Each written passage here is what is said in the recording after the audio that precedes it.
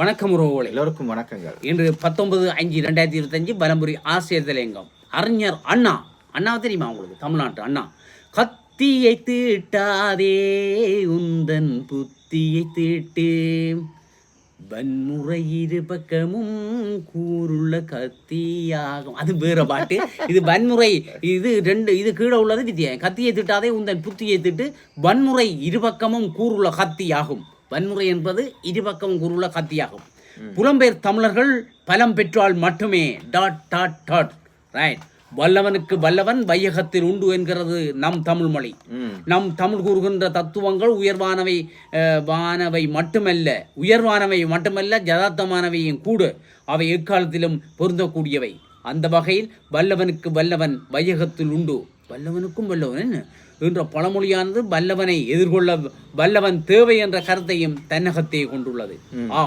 பாகிஸ்தான் தீவிரவாதிகள் காஷ்மீரில் நடத்திய மிலேச்சத்தனமான தாக்குதலுக்கு இந்தியாவின் பதில் மௌனமாக இருந்திருக்குமாயின் அடுத்தடுத்து பாகிஸ்தான் தீவிரவாதிகளின் தாக்குதல் இந்தியாவை நிலைகுலிய செய்திருக்கும். உண்மைதான். என்ன குடுத்த குடுல புட்டரிய பற்றி அடிய கதி இலங்கி நாங்கள் நேற்று கெஞ்சுறேன் பிரதமர் நாங்கள் செய்வன் தொடர்ந்து.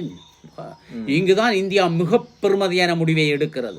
அதாவது பாகிஸ்தானில் உள்ள தீவிரவாதிகளின் முகாம்களை இலக்கு வைத்து தாக்குதல் நடத்துவது என்பதுதான் இந்தியா எடுத்த அந்த தீர்மானமாகும். இந்திய குண்டுவீச்சு விமானங்கள் தீவிரவாதிகளின் முகாம்களை இலக்கு வைத்து தாக்குகிறது. அர்ச்சுனன் கிளியின் களத்தை இலக்கு வைத்தது போல் இந்தியாவின் இலக்கு பாகிஸ்தான் தீவிரவாதிகள் தங்கியிருந்த முகாம்களை தகர்க்க தீவிரவாதிகள் கலக்கமடைந்தனர். பாகிஸ்தான் அதிர்ந்தது. தெரியுமா கிளியின் கதை உனக்கு? அர்ச்சுனன். இந்தியா தொடர்ந்து தாக்குதலை நடத்தினால் பாகிஸ்தான் மக்கள் தம் நாட்டு அரசுக்கு எதிராக போராட்டம் நடத்துவர்.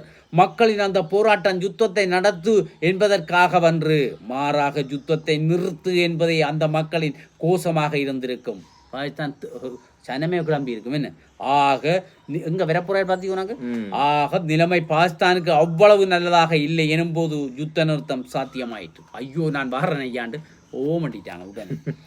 இங்குதான் தமிழர்களாகிய நாம் ஒரு உண்மையை புரிந்து கொள்ள வேண்டும். அதாவது ஈழத்தமிழ் மக்கள் இலங்கையில் உரிமையோடும் சுதந்திரமாகவும் வாழ வேண்டுமாயின் அதற்கான ஒரே வழி நம் புலம்பெயர் தமிழ் உறவுகள் வெளிநாடுகளில் பலம் பெறுவதாகும்.